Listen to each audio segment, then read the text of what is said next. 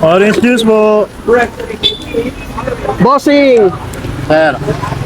Boss, ano pang mga pagkaintinda natin dito, boss? Orange juice lang, sir. Fresh juice. Na orange. Yung dami, oh. Magkano po yung per serving natin, idol? 40 pesos lang, sir. 40 pesos. Po. 16 ounce na po yun. Pa-order nga ako, boss. Isang ano po, order Yes, na sir. ano, 16 ounce. Ang dami, no? Grabe, ang dami, guys, no? So, ano oras ka nag-open dito, boss? Alas 10, sir. 10 to 10. 10 to 10. Po. You know?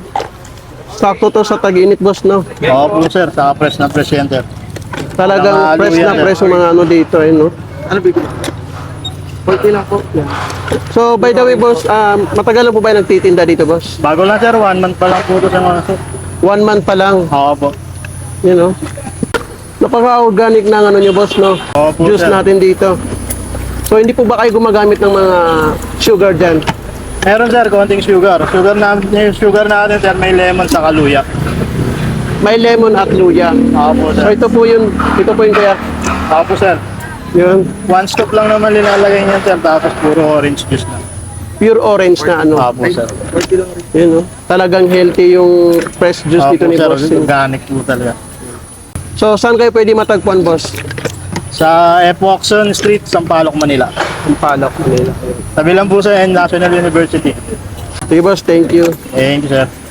Yan guys, try natin yung ano, fresh orange juice dito sa may ano, Sampaloc sa F. Jackson Street. Yan, no? Try natin, guys. Try natin.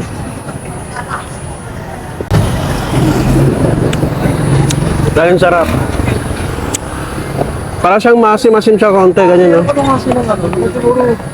Talagang fresh na fresh yung pagkagawa dito. Grabe, 40 pesos lang to. Hindi na italo dito, guys.